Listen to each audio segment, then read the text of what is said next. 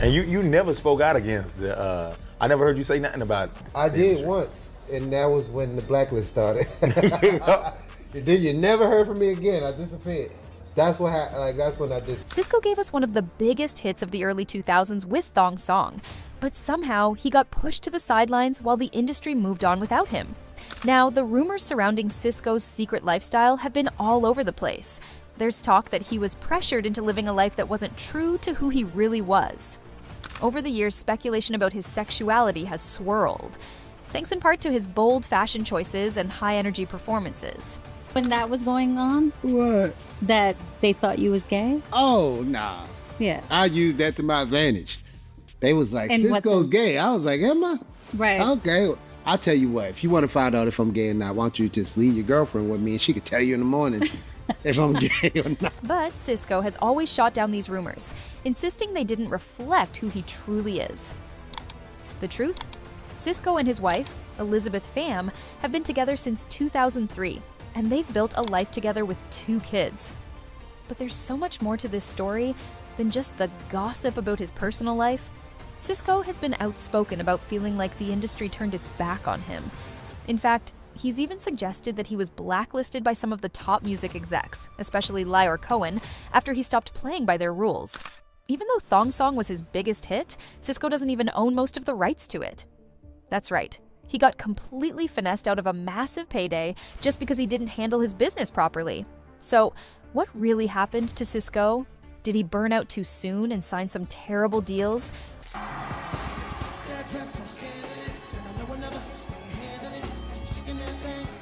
Or was he pushed out because he refused to play along with something far darker behind the scenes? Let's break it all down. Let's start with Sisqó. His real name is Mark Altavon Andrews. This guy is an absolute legend. A singer, songwriter, producer, dancer, and actor, Sisqó made a huge impact in the music world with his undeniable talent, especially in the R&B scene. Let me see that thong.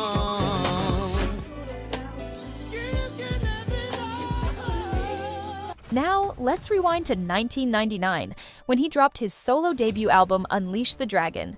This album was a whole mood, and come on, who doesn't remember the iconic Thong Song and Incomplete? You couldn't escape it. It was a global anthem. The beat, the moves, the way Sisqó completely owned that track, pure magic. And let's not forget, Sisqó was also the lead singer of the legendary R&B group Dru Hill, where he brought that same electric energy, making the entire world vibe with his voice and jaw-dropping dance moves. Sisqó's been grinding since '95, racking up awards left and right with Dru Hill and his solo career. But here's the twist. After all those massive hits, things started to cool off. And Sisqó found himself fighting just to stay in the game.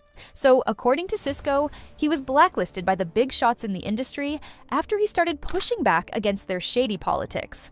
He claimed the tension between him and the higher-ups exploded when they started labeling him as hard to work with. When I chose to dye my hair blonde is because I got my heart broken. I was dating a 10th grader when I was a 9th grader. She broke my heart. I wanted to just kind of be somebody else. And I saw Diddy Baby Mother. She actually styled us in the Big Bad Mama video with Foxy Brown. Yeah, that's kind of ironic. It kind of went full circle. And her hair she was actually like, she did like the kind of platinum blonde thing, and I was just like, that. Done. Which eventually led to his split from the label. In other words, Sisqó wasn't about to play by their rules, and that's when the doors began slamming shut on him. Know that he can't go like me, but you know that the can't freak like me. And it wasn't just any exec that Sisqó went up against. It was none other than Lyor Cohen, Jay-Z's mentor and a man with a reputation as one of hip-hop's most notorious villains. Biggest artist you ever had had a real bad problem, DMX? I'm so sad. DMX, there's 2 people inside of him, and the Earl is one of the nicest people. I put him up in Lake George. Earl loved being silent. Now, if you don't know about Lyor, this guy's considered one of the most shameless culture vultures in the game. I mean, this man openly admitted to pushing drug culture through the artists he signs because it makes him the most money. Any rapper come right now, they come with thing, I have to tell them, because to me, I don't want to. I feel my silence would be complicit. With all the artists that you work with? I think that's real, though. It doesn't matter if I work with them or not. But hold up, it gets even worse.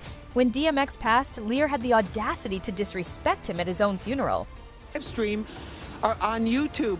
Now, it also showed, most importantly, a very personal side of this hip-hop superstar. DMX's send-off took place in Brooklyn on April 25th, 2021. But Lear couldn't even bother to show up in person. Instead, he sent a recording where he called DMX a gremlin, and even went as far as saying no one was shocked that he overdosed. To call this disrespectful is putting it lightly, but to say it at the man's funeral? That's pure evil energy right there. So, knowing what we know about Lear and his arrogant, cutthroat ways, it's honestly not hard to believe he'd blacklist someone like Sisqó for standing up to him. Lear seems to treat artists like they're nothing more than pawns, only caring about those who are willing to follow his rules and kiss his ring. And if you dare challenge him or speak out about the shady side of the industry, you're pretty much guaranteed to end up on his blacklist. And that's exactly where Sisqó found himself. With how manipulative and power-hungry Lear seems to be, it's crystal clear he'll do whatever it takes to crush anyone who refuses to be controlled. Sisqó's relationship with Lear soured when he started pushing back against certain industry practices and policies. Sisqó even said that his clashes with Lear led to a strained relationship, with Lear labeling him as difficult to work with. The fallout between Sisqó and Lear was so real, it even affected his presence at major award shows, including the BET Awards. 5 years old, I saw Michael Jackson do the moonwalk. And when I saw him do that, it felt like the world stopped for a minute. And I remember in that moment, I was like, that's what I want to do. And so when I met Michael back in 2001, and he flew me out to meet him, that was kind of a mic drop moment for me. And that's when the dragon disappeared. According to Sisqó, he was deliberately snubbed and erased from the event's history, and he believes it all happened because he refused to sell his soul. But there's another side to this story that hasn't gotten much attention, and it goes far beyond just the music politics. For years, rumors have swirled about Sisqó's sexuality, with some suggesting he was either gay or bisexual. But Sisqó, he's always shut those rumors down. However, Sisqó's sexuality isn't what we should be focusing on here. After all, it's nobody's business but his own. But Sisqó's downfall in the industry might have a much darker, deeper reason, one tied to the shady side of Hollywood and what some execs wanted from him. So the whole sell his soul talk isn't just about fame or drama. According to some industry insiders, Sisqó was allegedly pressured into taking part in bizarre rituals at industry parties. Big names in the game were reportedly trying to control Sisqó by getting him to do things that would be caught on tape, locking him into their control. And you can guess what happens next. Blackmail. With that kind of leverage, they could make him do whatever they wanted. These kinds of stories have surfaced around other artists too, with names like Diddy being linked to such operations. Whoa. Wait. What? You said in the song I wore bikini shorts. I wore a mankini Now, there are growing allegations that Diddy might have learned how to control artists through blackmail from his own mentors. Allegedly, these tactics date back to the most powerful people in the industry. Think Lear Cohen, Clive Davis, and others. But here's the thing. Sisqó never officially confirmed these rumors about him being targeted for blackmail. But when Sisqó talks about how the industry treated him, how they tried to force him to sell his soul, it's impossible to ignore the red flags. It wasn't just about him refusing to follow the business rules. There were whispers that he was pushed out of the spotlight because he didn't want to get caught up in those crazy rituals. game. And that's what I did not understand. Me and the label just started bumping heads because I was hard to work with. What makes this whole thing even worse is how this kind of behavior is passed down through the generations. It's a toxic cycle where young, talented artists are kept down by execs who are all about power and control. We're talking about tactics so twisted that your entire career can be taken away if you don't bow to their rules. Sisqó's downfall really exposes just how far some people in the business will go to maintain control over artists. But his experience, just the tip of the iceberg. It seems like these same tactics are still being used today to manipulate and control young talent. One fan even said that Sisqó's situation is proof that being talented and selling records isn't enough to satisfy these people. They want you to do exactly what they want. They want you indebted to them. You get fed what they choose for you with no say in the matter.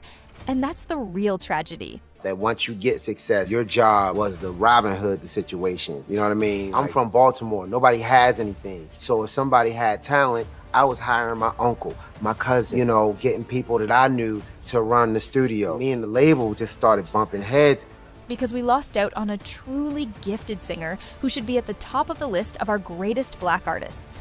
One person even said, I wonder, what if he actually was gay or bisexual? The industry would probably have made him a star, but he didn't want to play by their rules. So, they went ahead and sabotaged his career. This music industry is so terrifying, they should make a horror movie about it. Back in the day, Dru Hill was that group. They're in my top 5 R&B groups of the 90s, ranked number 3 right behind Mint Condition and Jagged Edge. I just hope the original members reunite and drop an album soon. But what do you think about Sisqó's downfall? What do you think was the real reason he got blacklisted? Drop your thoughts in the comments.